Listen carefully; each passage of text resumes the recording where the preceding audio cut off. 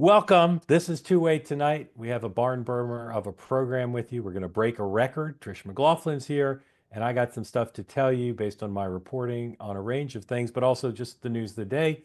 I'll run through that, and then we'll bring you all in for comments and questions. Trisha and Sam are going to analyze the news. Sam Carlile, who's the co-host tonight. You'll see why in a moment. And then, as always, we want your participation. We're glad you're part of Two-Way. This is our last program of the week, first week back. We couldn't be more delighted with how everybody is responding and participating, and we'd love some new people to talk tonight. So if you've never raised your hand before and you want to be part of the conversation, like Sam, please raise your electronic hand and we'll bring you in. Again, I'm going to summarize a range of stuff. As always, we stand for peace, love, and understanding here. If somebody's saying something you disagree with, use it as an opportunity to learn rather than letting your blood pressure get away from you. And if you want to write in the comments, just don't write junk in there. Just write things that are productive and communicative. We're for vibrant disagreement. We're just not for junk in the chat. So please don't do that. As I always say, please show the presumption of grace to all, even if they're people you disagree with. But everybody gets a pass for two people. So use your passes carefully.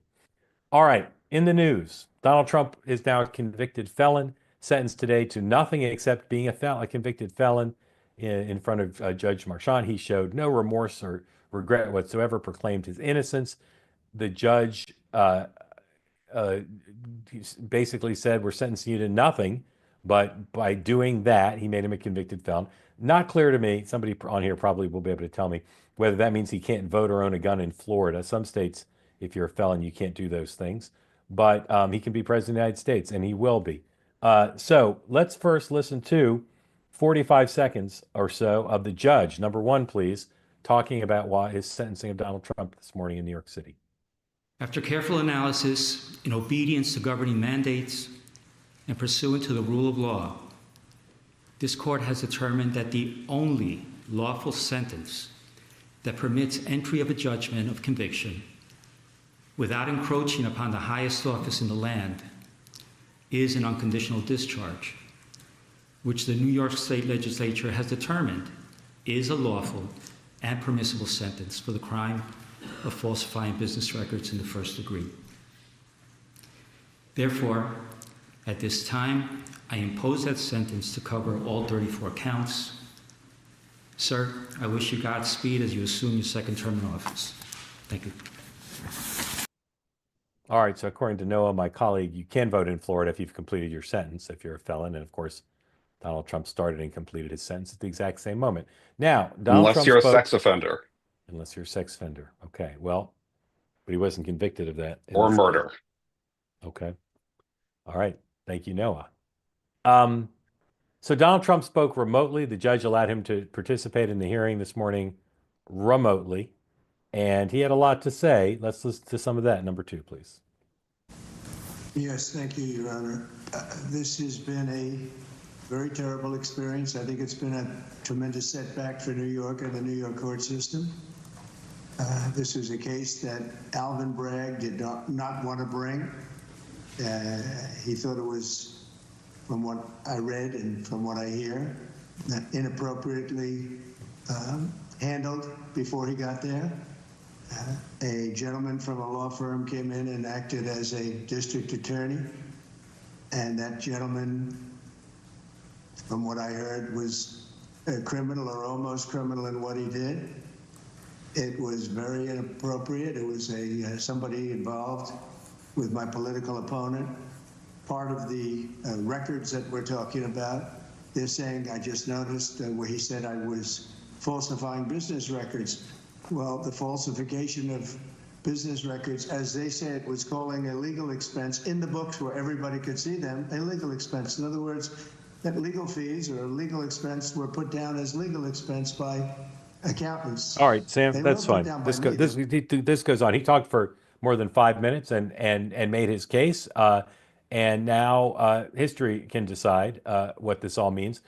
I continue to believe that of all the prosecutions, and this is not a novel position, of all the four indictments, the four prosecutions, this one had the least relevance to the norm, and that even liberal political analysts who didn't like Donald Trump, many of them said this prosecution made no sense whatsoever. It bootstrapped a state law to a federal law in order to get around the statute of limitations.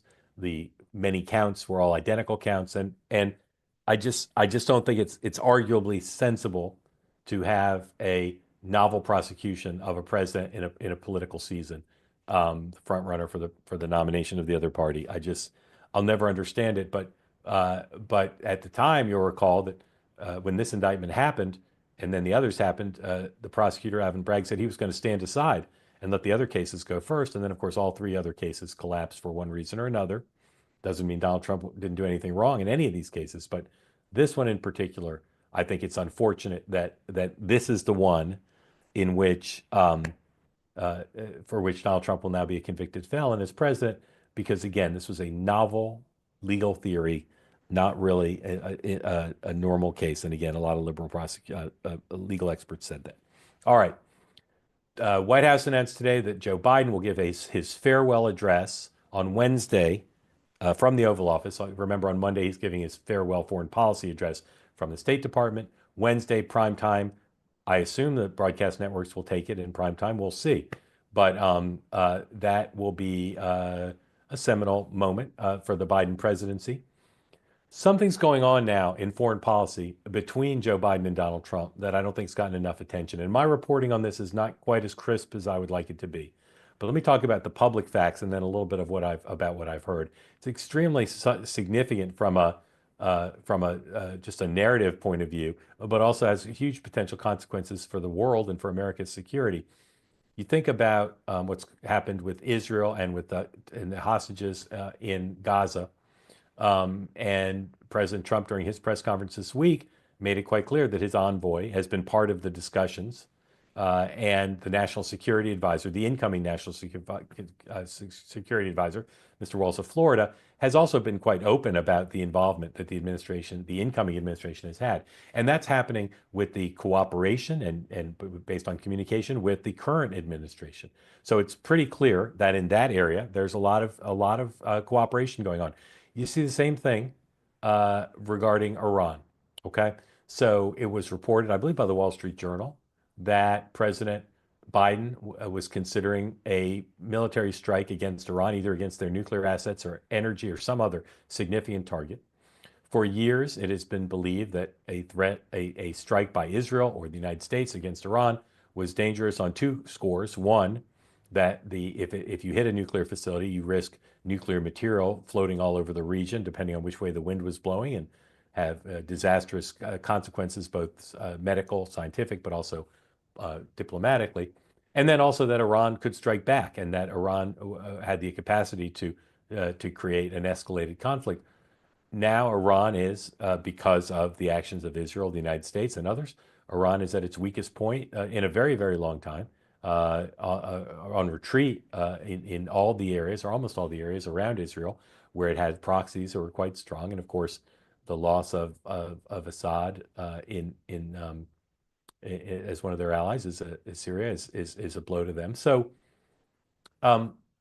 it was reported that Joe Biden was considering it. Then it was reported that he was no longer considering it. I have reason to believe that decision to stand down was made in close consultation with the incoming administration, and that the incoming administration has an understanding of the military plans that were put together by the current administration, and that we may be seeing in the discussions about deferring this some sort of military strike, we may be seeing a handoff of those plans in a way that is quite tangible and specific. I'm still reporting the story. I hope to have more on it, but I think there's no doubt that in those two areas at least, less so in China and Ukraine, but in those two areas at least, I think you're seeing a level of cooperation that would be surprising to those who saw the clear enmity between Biden and Trump personally and their teams during the campaign. More on that on Monday, I hope. Okay, fires a little bit more contained than they were in Southern California, but still a big problem. Gavin Newsom today calling for an investigation as to the problems with water supply and fighting the fires. That's something that's been a hot button issue for him politically. President Biden and Vice President Harris did teleconference with Governor Newsom, the mayor of Los Angeles, Karen Bass, and the FEMA director. And there continues to be a lot of questions about how this happened and the preparedness of the government. Of course, what happens next, obviously, we'll continue to follow that too. In the Supreme Court today, they heard arguments on the TikTok case and whether the federal law that will ban TikTok if the company's not sold from the communists soon is a constitutional law. And often after oral arguments in the Supreme Court, you'll hear the press say it seemed like the justices were leaning one way, or you couldn't tell which way the justices were leaning. Every so often, there's a consensus view, and it usually is borne out that the questions of the justices suggest a clear outcome. And in this case, people think the outcome is quite forecastable. Let's play a little bit of Chief Justice Roberts during the oral arguments today. You began by saying this is a U.S. company operating in the United States. Yes, Your Honor. But the ultimate company that controls it, ByteDance, was found by Congress, and I quote this, to be subject to Chinese laws that require it to assist or cooperate with the Chinese government's intelligence work, quote, and to ensure that the Chinese government has the power to access and control private data that the company holds. So are we supposed to ignore the fact that the ultimate parent is in fact subject to doing intelligence work for the Chinese government? Well, Your Honor, I don't think you are supposed to ignore that at all, but I also don't think that it changes the analysis for a couple of reasons. Look, TikTok and... Well, just hold a second. Well, as I said, you began by saying this is a U.S. company operating in the United States, and it seems to me that you're ignoring the major concern here of Congress, which was Chinese manipulation of the content and acquisition and harvesting of the content. Sure.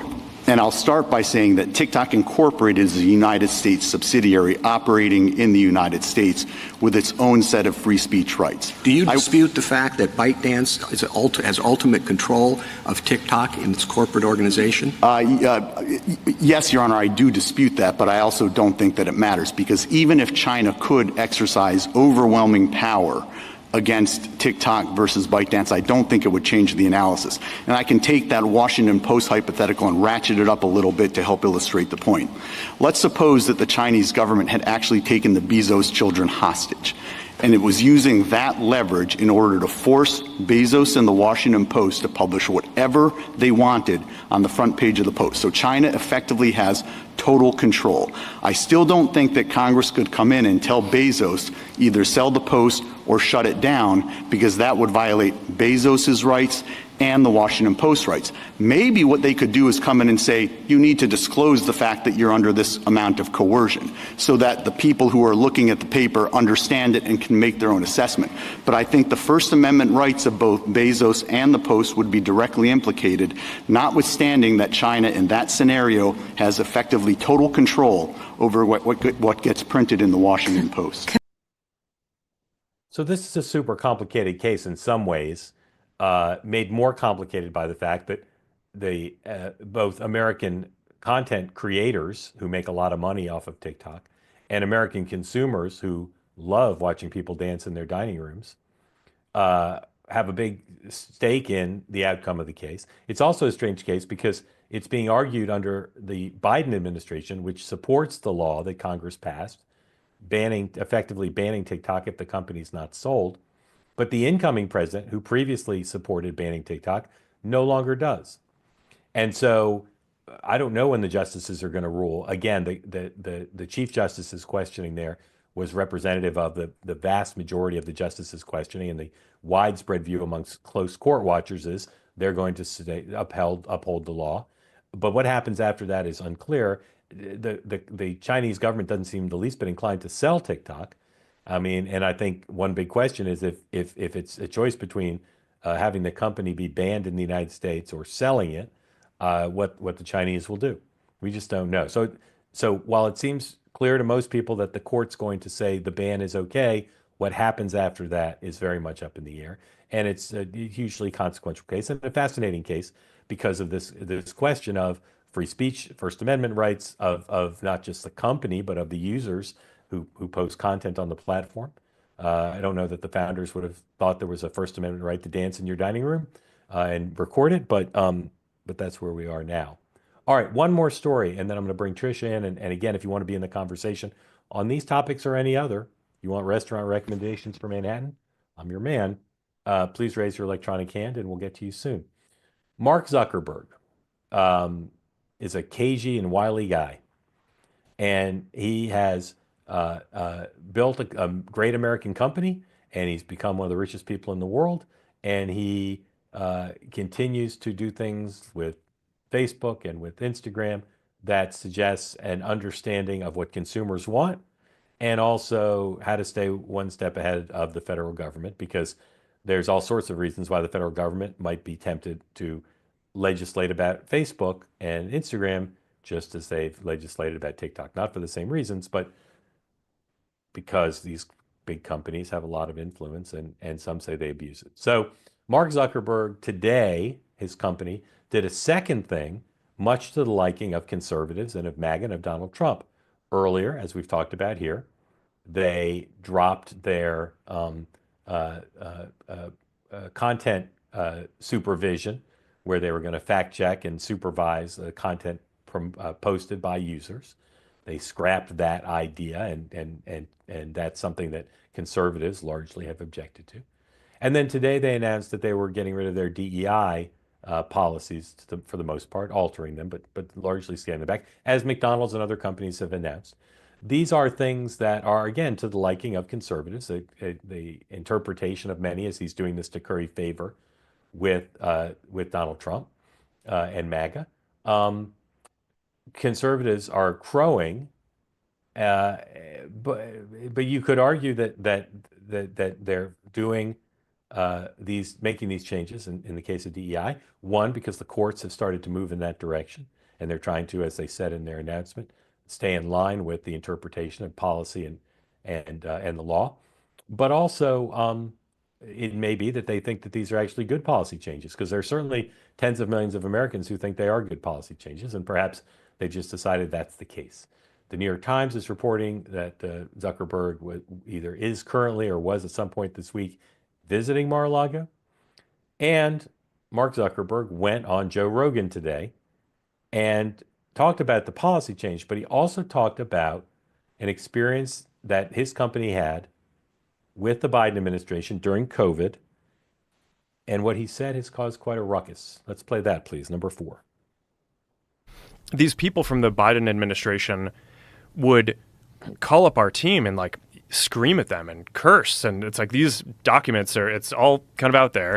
Did you record any of those phone calls? I don't think we but I think I want to listen. I mean, there are emails. the emails are published. It's all kind of out there, and they're like, and basically it just got to this point where we were like, no, we're not gonna take down things that are true. That's ridiculous.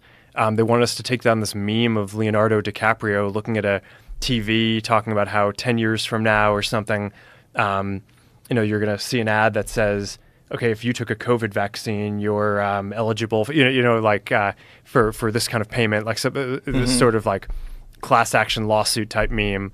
And they're like, no, you have to take that down. And we just said, no, we're not going to take down humor and satire. We're not going to take down things that are true. And then at some point, I guess, I don't know, it flipped a bit. I mean, Biden, when he gave some statement at some point, I don't know if it was a press conference or to some journalists, where he basically was like, these guys are killing people. And I don't know, then like all these different agencies and branches of government basically just like started investigating, coming after our company. It was brutal. It was brutal. Wow. So if you look at the history of the company, they were largely aligned with the left through 2016. And then in 2016, the Trump campaign was very aggressive about using Facebook, and Facebook liaisoned with them in a way that was extremely helpful to the Trump campaign. And Zuckerberg was warned about foreign interference in the election by foreign actors using Facebook, and by all accounts did nothing about it. And then Trump wins, and they have a certain relationship that it was improved from 2017 to 2021 or so. But then Biden wins, and they go back to being in bed with the liberals. And then, as he just recounted, the Biden administration basically, from his account, can't tell that it's 100% true, but from his account, they pressured the company on content, asked the company to basically be thought police, not just for things that were wrong, but for things they didn't like, and then investigated the company when they didn't like them. Okay? So I'm glad he's telling this story now, and I wish he had more documentation, and I wish he named names. But I also wish he'd said it at the time. You know, these are by his own account. You can hear the tone of his voice. These are outrageous actions for the federal government to intimidate and threaten a private company like that. I think, again, I want to know more of the facts, but just on the face of it, not a great thing. Even though these companies are unprecedented in their role in the history of the world, they're giant, they're monopolistic, they have great influence over public opinion. There's certainly reason to believe that there is a public interest in understanding what they do and in making sure that they don't harm our country. No doubt about that. But what he's describing is something very different. What he's describing is the use of federal power to intimidate and threaten and coerce.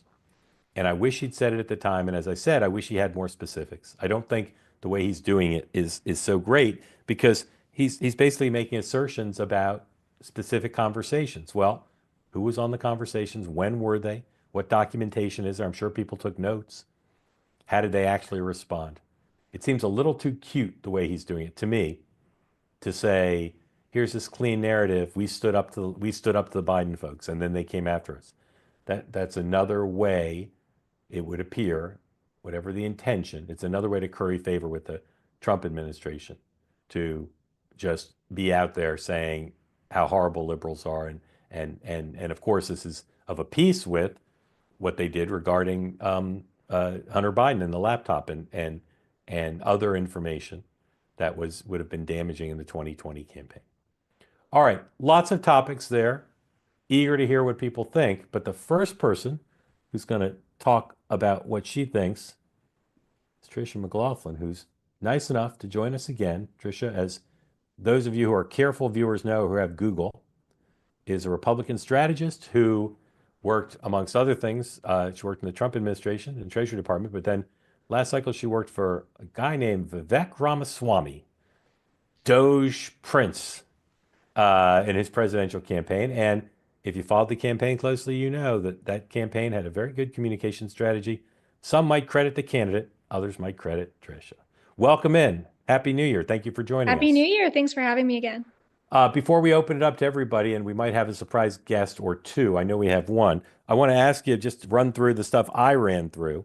First, do you think it matters to the voters that Donald Trump is a convicted felon, or is that irrelevant for his presidency? I think it's irrelevant to the presidency, but I think it's actually going to be a sticking point for Democrats because, of course, what we've been seeing, especially with the transition with Pam Bondi or Matt Gaetz when he was initially the AG nominee, was that they were saying, oh, Donald Trump is going to weaponize this Justice Department, when now we're seeing, I think, especially because there was a conviction, but he's not serving jail time, there's really no penalty. It's very easy for Republicans to say, this was just a show trial. This is purely persecution via political prosecution. So I think that this gives Republicans, by no means should be using the Justice Department or any sort of judicial system for retribution. And I don't think that they will. But I think that even if there was an appearance of that, it gives them some sort of cover, because the Democrats have done this so blatantly across the board. I mean, just anecdotally, I know a lot of self-proclaimed never-Trumpers who, after, a number of these trials, but in particular, Mark, to your point, that this one, the New York case, really seemed to have no teeth to it, really was a bookkeeping offense, a bookkeeping trial. And I think it made people really feel like Donald Trump isn't paranoid if people are really coming after you. So I think that was a bad decision for Merchan. And I think that one of the least covered pieces of this was how that they actually reached the conviction, which was Merchan, his instructions to the jury was that the jury just had to each individually agreed that Donald Trump committed an underlying crime, but they all didn't have to agree on what that underlying crime was. So 4 and 4 could disagree on what that crime was, but that would still be unanimous. And so it made the odds of a conviction much higher. And I think that set a really bad precedent. I'm sure that has been used before, and folks on this who are lawyers will probably could probably give a better explanation, but I do think that that's a dangerous precedent to set. Thank you for that. Noah, where did Joe Biden say these things? Where did Joe Biden say these things? No, hold on. I'm talking to Noah, my producer. It looks like he made some remarks after an economic event at the White House. He just started answering questions. I didn't know he was having an economic event. And we have that sound now? Yeah. Let's play it. Trisha, stand by for your comments. Here's Joe Biden. You were successful. I don't think so. I think I would have beaten Trump, could have beaten Trump, and I think that Kamala could have beaten Trump, would have beaten Trump. It wasn't about, I thought it was important to unify the party. And when the party was worried about whether or not I was going to be able to move, I thought, even though I thought I could win again, I thought it was better to unify the party. And it was the greatest honor in my life to be President of the United States, but I didn't want to be one who caused a party that wasn't unified to lose an election. And that's why I stepped aside, but I was confident she could win. All right. I don't understand where that event came from, because I didn't know he had such an event on his schedule. He also said it was shameful that Mark Zuckerberg got rid of the fact checkers. Trish, I got to ask you about this Joe Biden final days here. If you were his comms director, would you tell him he should go out there and keep saying that he could have won the election, or would have won the election, or avoid the topic, or what do you think of that? I think I'd probably avoid the topic. You just look like sour grapes. In this case, he looked a little bit less agitated than I think we've seen him. He's been pretty pugnacious with some of these reporters, but I think just avoid the topic, move forward, and really focus on what you believe your hallmark achievements actually were. All right, let me ask you to play comms director for another Democrat, Gavin Newsom. Ugh. If he called you and said, I'm dealing with the substance of the fires, but what do I need to do to have my communication with the press and the public in a better place? What are some of the hallmarks of things he should be doing better or differently? This seems like so easy, but first of all, he should not have any visuals of him just watching the fire, watching the Palisades ablaze. He needs to be looking like he's actually taking action, whatever form that might take. That's the last thing people want to watch, is that their leaders just standing by as their cities and communities are set ablaze. I mean, I think that the investigation was a smart play, even just politically, even just giving him some sort of cover. He's trying to pass the buck. I don't know if that's actually going to work out for him, especially given these fire hydrants are empty. I mean, there's really no excuse for this brush being overgrown, even though, of course, climate change is kind of what the excuse there. These reservoirs being empty, of course, what the investigation is about. I think he needs to be as transparent with people as possible, just being available at all hours, even a late night press conference. That's what he needs to be showing, is that he's working and he's going to hold everyone accountable, even himself. That's the only thing that's going to spare him, I think, at this point. Okay, excellent. If you want to be in the conversation, we've got some hands up, but if you'd like to be in the conversation, particularly if you've never been part of raising your hand before, we'd love to have you raise your hand and talk about it. Do you have a sense of the politics of TikTok? Obviously, young people like TikTok, and so if you're for banning TikTok, you risk the wrath of younger people. Obviously, there's a broad consensus against letting the communist Chinese invade us by turning our phones over to them. So where do you think the politics of this is in 2025? If there's a time to do it, it's now. People's, their memories are quite short. There's going to be another social media app that could do probably the same thing. I remember when Vine, I don't know if people remember that app, but it was virtually the first TikTok, those short clips, a lot of dancing as well. So I think that something could take the place of TikTok pretty easily. I would love to see Donald Trump kind of get on board. And I think that it's kind of has a close place in his heart because he does feel like it helped him reach young people, which of course it did. And it's a good arsenal to have in your toolbox, but there can be a different version of it that's does not spread propaganda of the CCP and also does not harbor our data and give it to them. Maybe we should have people dancing in their living rooms on two-way. Maybe we could be the new TikTok. All right. Lastly, this Mark Zuckerberg thing. Conservatives detested Mark Zuckerberg after the 2020 election. When you ask conservatives who don't think the election was quote unquote stolen, but who see improper things done in a way that allowed Democrats to make the difference in how they won, one of the things they cite is the so-called Zuck Bucks, his efforts to increase turnout, suspiciously focused reportedly on Democratic areas. He up until now seemed like, if you look at the agenda of the foundation, et cetera, didn't seem like he was super MAGA. And yet now he seems to be trying to curry favor with it. Yeah, I mean, Donald Trump was banned. I don't remember for how long, but he was banned from Facebook. Yeah, and I think people forget about that. And Zuckerberg would love for Donald Trump and his team to forget that. Yeah, but will MAGA forget it? Can he be? I mean, he's on Rogan. Rogan was treating him like a bro. Like, can he be, with all these steps, can he be in good graces with MAGA? I don't think that he'll be the next Elon Musk, but I think that he could probably move from being persona non grata to he saw the light. I could see something like that happening, but this has been a long rebrand for Zuckerberg. I mean, even the look, like he has long hair now, he wears the chain.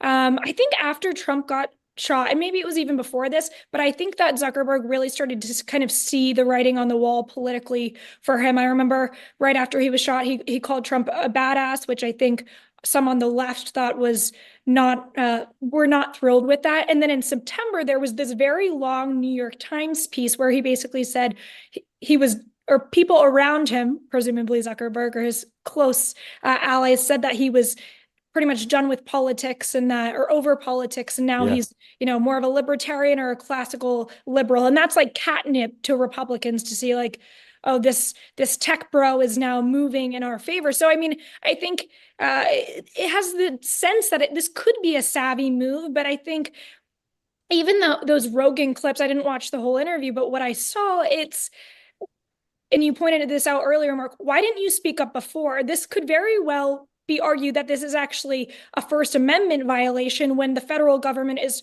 pressuring a company to really do their bidding for them, which is censor Americans, and especially during such a crucial time. So I think if you're actually a free speech absolutist, which he kind of claims to be, you're a very powerful person with a very powerful platform. Maybe actually practice what you preach. Yeah. All right. I agree with you about everything you just said. All right. Let's start taking questions from folks. Again, if you'd like to be in the conversation, please raise your hand. Lindsay, welcome in. Tell folks who don't know where you are, what's on your mind tonight, and thank you for joining Two-Way. Try again. There you go. Can you hear me okay? Yes, ma'am. I'm from Illinois, central Illinois, and I was going to ask a question. I was a little late today, but I was going to ask a question about Greenland. Not sure if you guys talked about that again. Yeah, we didn't, but we're always happy to talk about it because it's one of the best stories going. So tell us what you want. Say what you want to say about Greenland. Yeah, I was just going to ask a question. Do you think that I'm not sure about the politics in Greenland right now? Like, is independence something that's kind of on the move in Greenland, or whether the benefits of Greenland being a part of the U.S. or any country is something that's on the rise? Because I'm wondering if Trump is kind of seeing it as this is going to be really beneficial to have a close partnership with, and it's either going to be us or Russia, right? Like it's going to be one or the other. Somebody is going to get there, so we should go for it before they do, something like that. And so I wasn't sure if you had any thoughts on that. Yeah. So a few things, and then I wanted Trish to weigh in. China is got a big presence there too. Two mines that they operate. Lindsay, did you happen to see the episode of the morning meeting we did with the former ambassador to Denmark?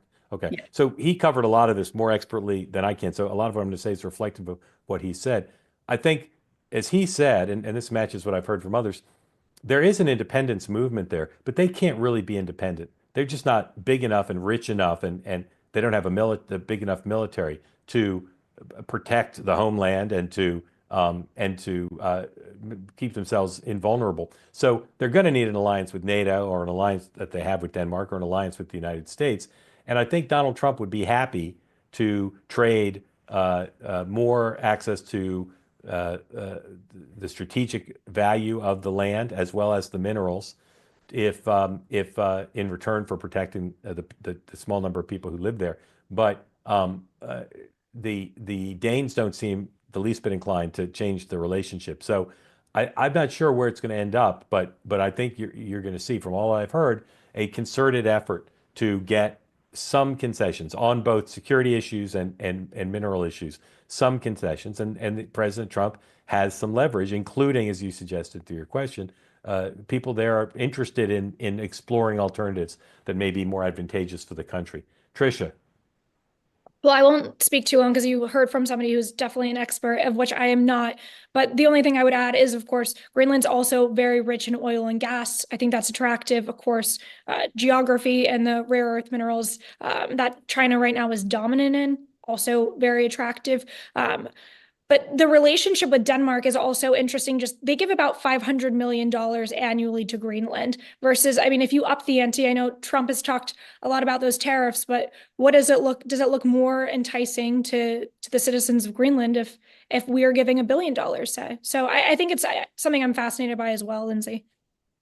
Lindsay, thank you for joining. Grateful to you. Please come back. Thank you. All right, thank you. All right, now we're going to bring Sam in. Sam was recommended to me by a fan of two-way, and I'm not 100% sure of this, but I believe Sam is going to break the record for the oldest participant in this program. Not that age is everything, but as David Letterman would say, God love you, Sam Carlile. Sam, can you hear me? Yes, I can. However, my video and audio has been very intermittent, so I can't intelligently respond to all your questions. All right, I bet you can. Where do you live, Sam? Bartlett is a suburb of Memphis. Uh-huh. Did you ever go into Memphis to the Rendezvous for ribs? Pardon? Did you ever go to the Rendezvous restaurant in Memphis for ribs, for barbecue? Oh, sure. Yeah. That's somebody one for of that's one of the landmarks here. Yeah, if you come here, that's where you want to go. Somebody for Christmas gave me 2 racks of ribs, and I think you may be supposed to heat them up, but they're so good I just eat them right out of the bag. And Corker's barbecue is hard to beat. Also excellent. Sam, tell us about your interest in two-way. What brings you to two-way? Bruce Parks is a friend of my son, and we've known each other for years. And he's a very fine gentleman. I appreciate his conservative attitude. I think he's a fine person, and I respect his views very much. Yes, sir. Have you lived in Tennessee for all 101 years? Well, the first 2 years of my life, I was living in Mississippi in the house that my dad built. And it had 2 rooms. One had a dirt floor, and the kitchen had a pump in it my mother was real proud of. But she talked my dad into moving to Memphis when I was 2 years old. It was 1927. And it's been good enough that you've stayed the rest of the 99 years. Yeah, that's correct, except for my time in the service. Okay, Sam, let me ask you, what president during your lifetime who you remember do you remember most fondly, and why? Oh, I remember FDR.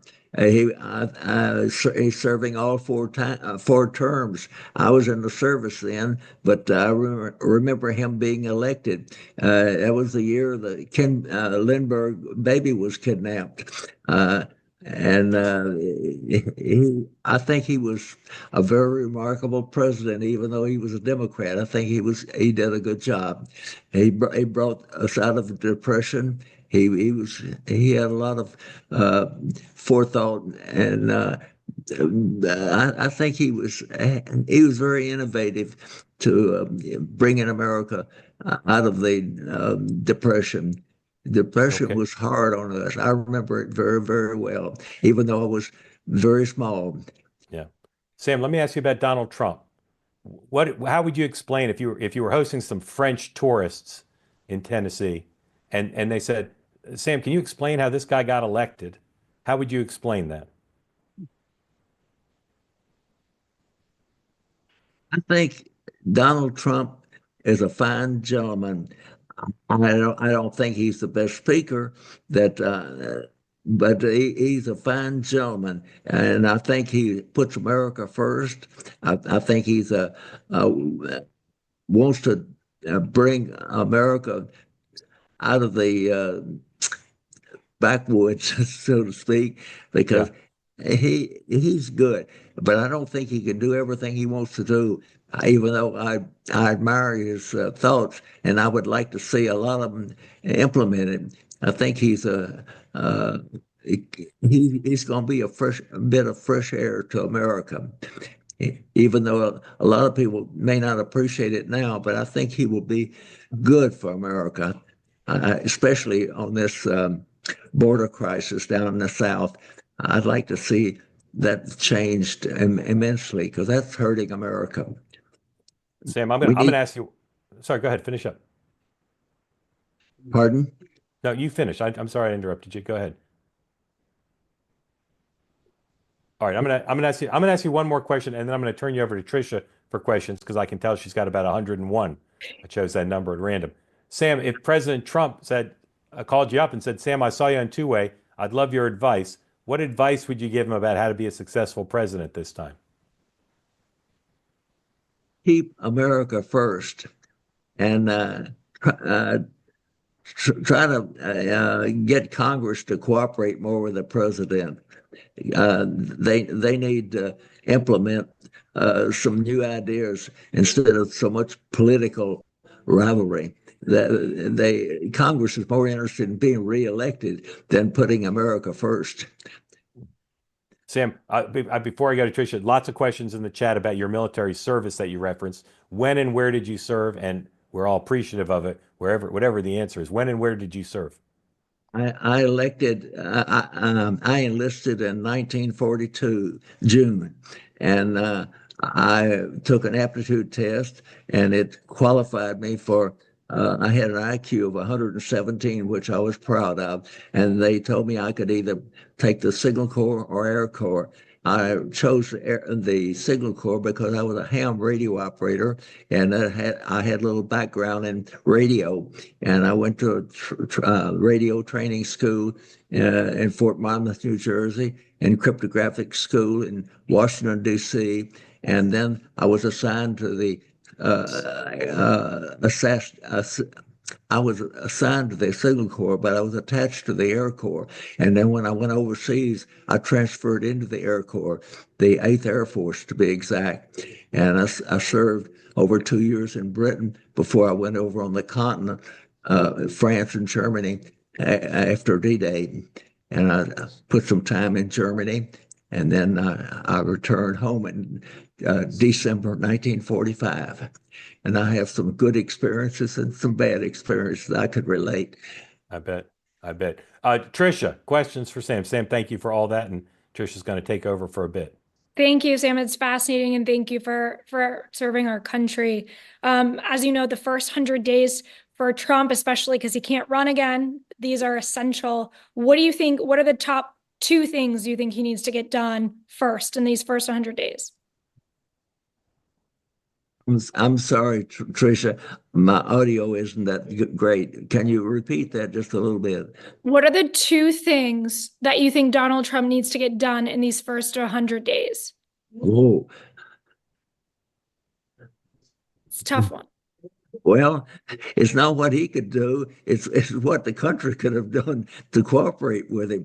I think it was a lot of political rivalry, too much. Nobody wanted to cooperate with him, and Congress didn't cooperate with him like they should have. And it's a 2-way street or 3-way street in some cases. But I think that he tried to do a better job than what he did. But he's not a very good speaker in many aspects, and that is harmful to him. I think he should not talk too much. Good. Trisha, one more for Sam. Sam, how do you feel about the Ukraine war? Do you think the U.S. needs to keep sending money? We need to stop? What's your perspective on that, especially because you've served the country? Once more, please. How do you feel about the Ukraine war? Does the U.S. need to stop sending money? Should we continue? Do you feel like Putin is a major threat? What's your opinion on that? Ukraine, I think, is to be defended. I don't think we should let Russia run over them, and I'm all for backing Ukraine.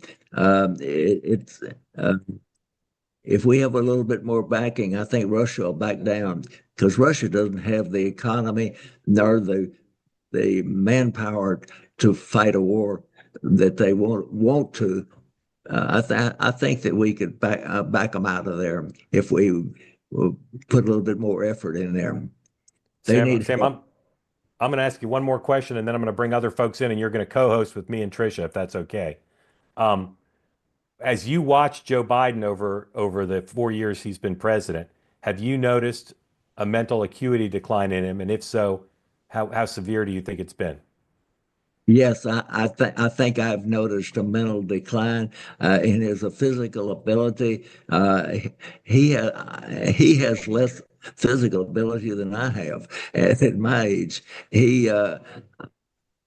I think he's just a politician, and he speaks the words of somebody else. I really don't think he's qualified to be president. I don't think he could box his way out of a paper bag. He's just not qualified, mentally and physically.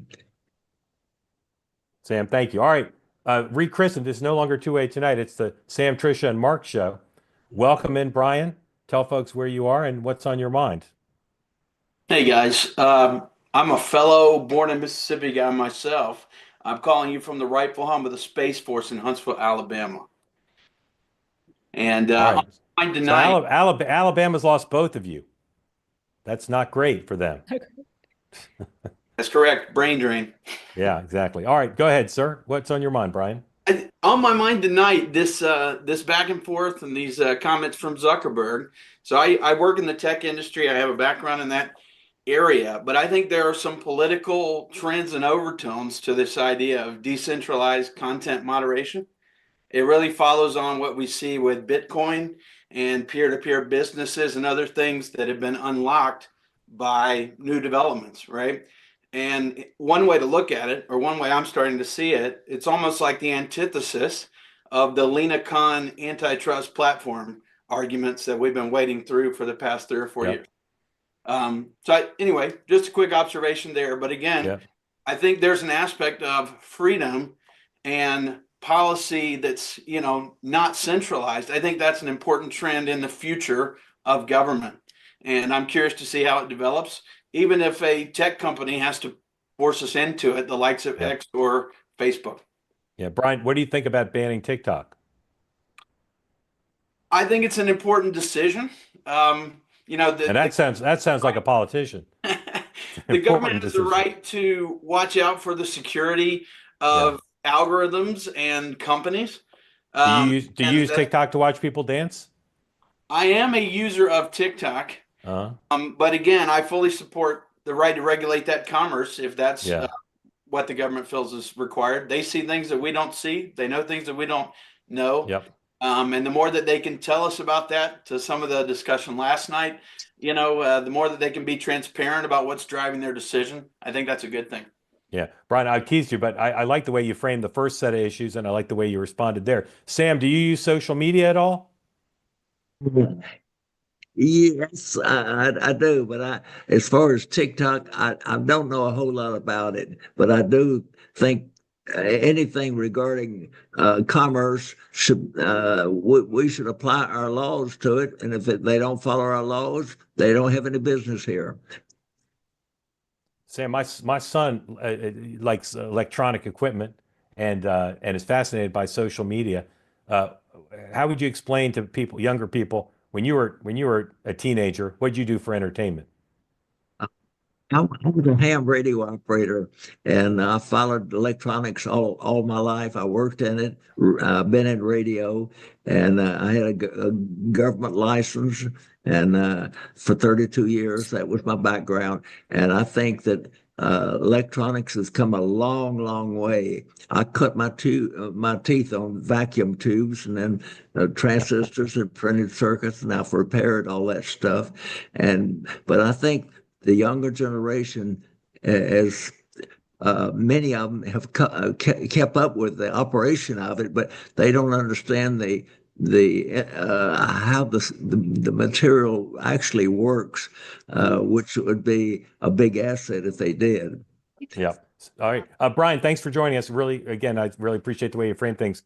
Come back regularly. Thank you for that. All right. My Robert.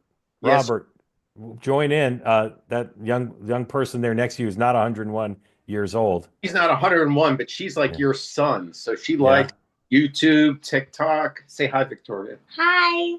Victoria, what social media do you like?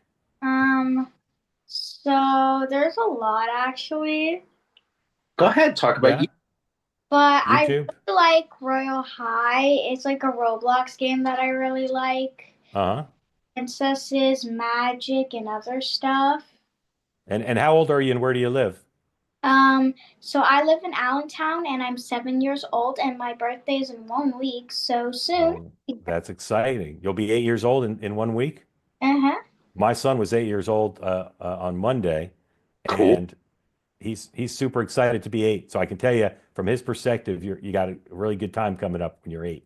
It's a lot different than 7. Have you ever talked to anybody who's 101 years old? No. Now's your opportunity. What question do you have for Sam, who's been alive for like 20 times longer than you, practically? Do you have any questions you'd like to ask him? He's seen a lot of stuff. So what did you do as a kid? There you go. Good question. What did you do as a kid? Sam, did you shoot squirrels in the backyard? I don't mean to stereotype Tennessee, but most people I know in Tennessee have shot a squirrel or two. I tell you, I turned 101 yesterday, but just before I had my heart attack last June, I was doing 41 push-ups. How many push-ups do you do? That's a good question. Do you do push-ups? Yeah. Sam, when you were 7 years old, 8 years old, I don't know if you recall, what kind of things did you do for fun when you were 7 years old? We had what they call bottle stoppers. Milk used to come with these stoppers on top, and it was sort of a hobby to collect the most bottle stoppers we could. And we had a little game we called King Stick, and we tried to damage the opponent's stick. And for every time we knocked the opponent's stick down, we got a bottle stopper, and we collected those bottle stoppers. That was a big thing. That sounds more fun to me than YouTube or Roadblocks, but that's just me. All right, Dad, Robert, question, Yes. comment, anything So you want to talk about? I have this sort of parlays off this morning when I had seen after the morning meeting, Mark Zuckerberg's interview go live. Isn't anybody, like in combination with like talked about with the Tucker Carlson interview with Clay Higgins and the verdict today in the president's trial, isn't anybody getting awfully concerned about the extensive, I guess I don't want to call it interference, but involvement of the US government in media platforms, law enforcement? I mean, it's Yeah. it's not a my comment this morning about the tinfoil running out in my house is that it's not a conspiracy theory anymore. The involvement is so pervasive. Yeah. Trisha. Yeah, I think you make a great point. I think the Zuckerberg thing, it was almost especially sour because had this happened, had we known fully what was going on, and we still don't know fully what was happening, but I mean, could there actually have, there should be investigations going on beyond just the Twitter files for Elon Musk, and there has to be accountability in the government because this is unconstitutional. And I think that there will be some sort of accountability, but it won't be as sweeping 4 years later, that's for sure. Yeah, and it goes along with the fact that we were told about the Hunter's laptop not being authentic by 51 intelligence officials. And I mean, and I hate to start piecing things together in the background. I don't want to sound crazy, but it just, as I said, it just continues to come out that, man, I mean, no wonder the trust in government is so low. And we had an election about that. Really, I think the election was as much about how much the American public has confidence in the U.S. government as it is about Donald Trump. For a lot of people, I think you're right. I want to put up a tweet that ran a little while ago from Dave Portnoy. Most of you know who that is, runs Barstool Sports. Not a huge fan of the Zuckerberg announcement today, the clip we played where he talked about being intimidated, or they tried to intimidate him from the administration. Can you make that full screen so people can see it? I can read it, but I want people to see it. It says, Zuckerberg is such a spineless jellyfish. Somebody from Biden's team, unnamed, told his team to take stuff down, so he rolled over. Trump gets elected, and suddenly he's a new man. Trisha, how do you explain that emoji? Is that the sour face angry emoji? Yeah, it almost looks like puking emoji. It's green, right? Is it? It's green. Not quite puking, just looks unhappy. All right, you can take that down. All right. I enjoyed the whole conversation. I can tell, as again, I almost never look at the chat, but I can tell some people did. Sam, we wish you a belated happy birthday. Thank you very kindly. I really appreciate it. I don't feel 101. I still pretty active. I can walk unaided, and I feel very, very good for my age. And you look and sound great. And not only can you walk unaided, but you can participate on two-way as well as anybody else we have on. And we hope you'll come back. And we wish you an early happy birthday. And we hope you get tons of presents. And like I said, you're not going to believe how good 8 is. Thank you for having me. I really appreciate it. Thank you for the opportunity of expressing some views, and I hope to come back and talk to you some more. Sam, you're welcome back anytime. You're welcome back anytime, and we're delighted having you. A perfect end to our first week back. So thank you again, and grateful to you for making so much time for us. Thank you very much for having me. Okay, thank you. And thank you, Trisha, for coming back and spending your Friday with us. And we hope you'll come back regularly. We didn't talk about Doge at all, which I usually like to at least check in with you on. So we'll do that next time.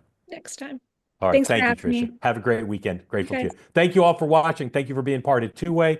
Monday morning, 9 a.m. Eastern time. You guessed it. The morning meeting is back. I've got spidey sense. Something's going to happen this weekend, and I've got some reporting to do that hopefully will bear fruit by Monday. So we'll see you Monday, 9 a.m., and then I'll be back at this time on Monday as well. Probably from Washington, D.C., but I can't tell you why. Thank you for joining. Have a great weekend. Happy late birthday and early birthday to our two great participants. And again, thanks to Trish for being part of Two-Way. Good night, everybody.